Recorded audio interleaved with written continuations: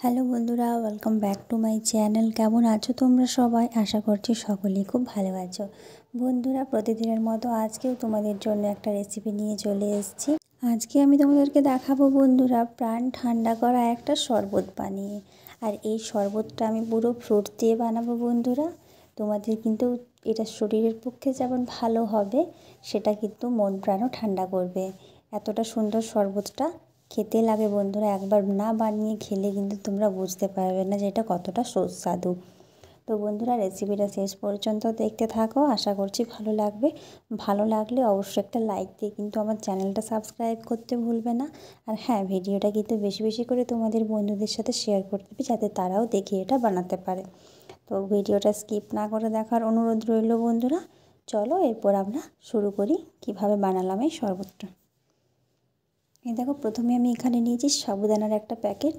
এখানে তোমরা ছোটো বা বড়ো সাবুদানা নিতে পারো। এখানে নিয়েছি বেদানা, কলা, নিয়েছি আঙ্গুর। এই দেখো, বেদানা আছে, কলা আছে, আঙ্গুর আছে, আমসত্ত্ব আছে, খেজুর আছে। এই দেখো, সাবুদানাটা আমি ঢেলে নিয়েছি এখানে। এখানে বেদানা ছাড়িয়ে নিয়েছি, আঙ্গুরটা ছোটো করে কেটে নিয়েছি, আমসত্ত্বটা কেটে নিয়েছি, খেজুর কেটে নিয়েছি, আর কেটে নিয়েছি কলা। এই দেখো বন্ধুরা, সাবুদানাটা একটু আমি ভালো করে ধুয়ে ফুটতে দিয়েছি। এইখানে নিয়েছি আমি চিনি।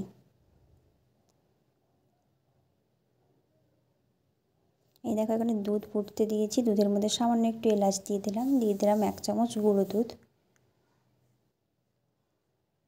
আরও হাফ চামচের মতো গুঁড়ো দুধ আমি অ্যাড করে দিলাম এর মধ্যে। এখানে দেখো, সাবুদানাটা আমি একটু ফুটিয়ে নিয়েছি। দুধটাও আমি নামিয়ে নিয়েছি বন্ধুরা, হালকা একটু গরম করে ফুটিয়ে। এরপর আমি এর মধ্যে কী কী অ্যাড করছি তোমরা দেখতে থাকো। প্রথমেই সাবুদানাটা দিয়ে দিলাম। সাবুদানা কিন্তু খুব বেশি দেবো না, সামান্য একটু দিলেই হবে। ব্যাস 2 থেকে 3 চামচের মতো সাবুদানা দিয়ে দিলাম ছোটো চামচে। এই দেখো, ভালো করে মিশিয়ে নিলাম। এরপর আমি কেটে রাখা আঙুরটা এর মধ্যে দিয়ে দিলাম। এরপর বেদানাটা দিয়ে দেব। একটা একটা করে সব ফলগুলো এর মধ্যে যাবে বন্ধুরা। এরপর আমি খেজুরটা দিয়ে দেব।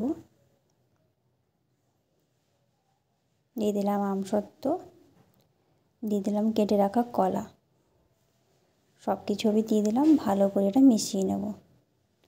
এই দেখো, মিশিয়ে নিয়েছি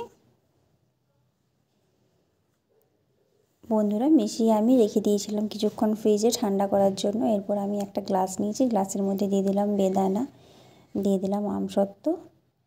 এরপরে শরবতটা যেটা বানিয়েছিলাম এর মধ্যে দিয়ে দিলাম। আবারও আমি উপর থেকে কিছু ফল দিয়ে দেবো। দিয়ে দিলাম বেদানা, দিয়ে দিলাম আঙ্গুর, খেজুর, সব কিছুই কিন্তু উপর থেকে আমি দিয়ে দেবো।